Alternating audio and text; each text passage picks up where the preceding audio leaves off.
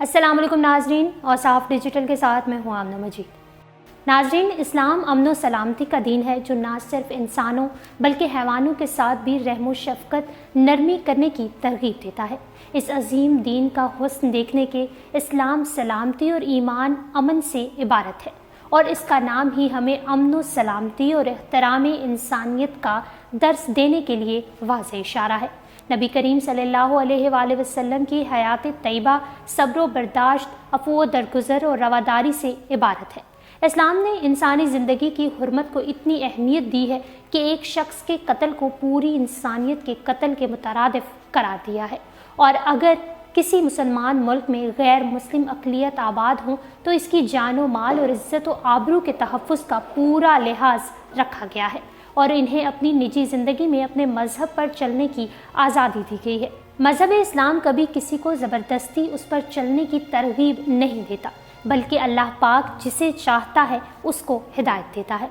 नाज़रीन, इस्लाम दुनिया का वो वाहिद मुल्क है जो तेज़ी से यूरोप में फैल रहा है, और हर 3 में से एक शख्स इस्लाम की हकीकत जानकर इसकी लगातार पैरवी करते दिखाई दे रहे हैं। हाल ही में जनूबी कोरिया के यूट्यूबर दाऊद कुम ने इस्लाम कबूल किया है, और ना सिर्फ उन्होंने अपना रहन सहन तब्दील किया बल्कि उनकी ज़ाहिरी शख्सियत में भी नुमाया तब्दीली आई है।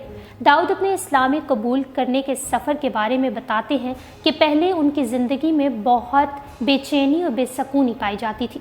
उन्होंने बहुत मुश्किल वक्त देखा, लेकिन इस्लाम का मुताला करने से उनके दिल को बहुत सुकून मिला। इसकी वजह से उन्होंने मुसलमान होने का फ़ैसला किया। इस बारे में बात करते हुए दाऊद ने वो 5 आयतें और इनसे मुतल्लिक अपने जज्बात भी अपने इंस्टाग्राम अकाउंट पर शेयर किए हैं, जिनमें से उनका दिल बदल गया।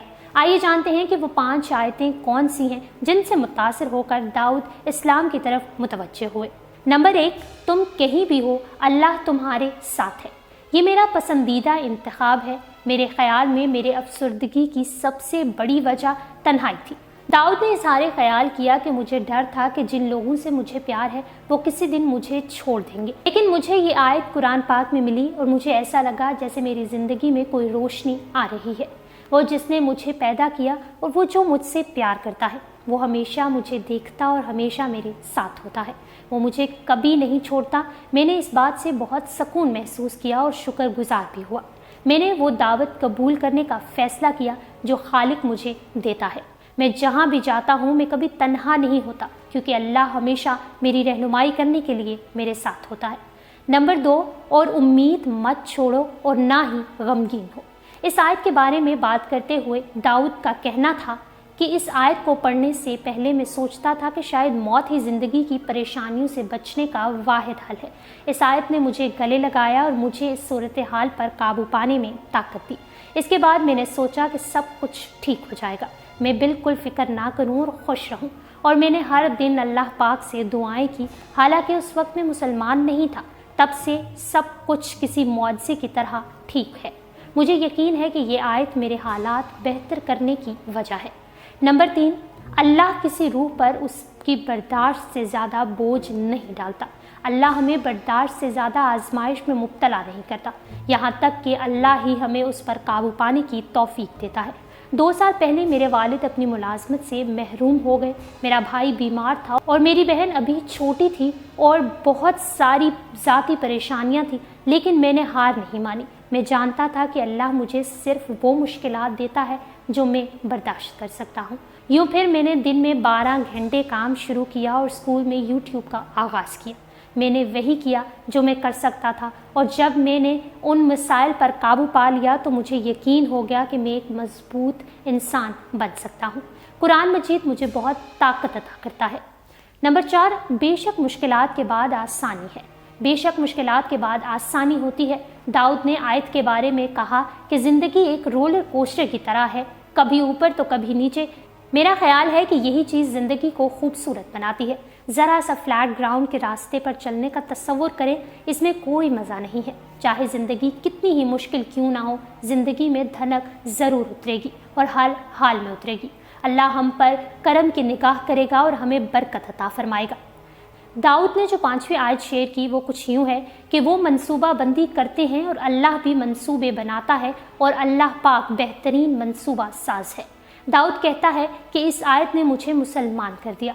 میں نے سوچا کہ میں اپنی زندگی کا بہترین منصوبہ ساز ہوں، میں نے منصوبہ بنایا اور میں نے کامیابی حاصل کی، لہٰذا میں نے بہت سی چیزوں کی منصوبہ بندی کی، لیکن جب میں ناکام رہا تو میں افسردہ ہوا۔ ایک ایسا وقت آیا کہ میں پلان کے آخر تک پہنچ گیا، مجھے خوشی ملنے ہی والی تھی، لیکن سب بدل گیا۔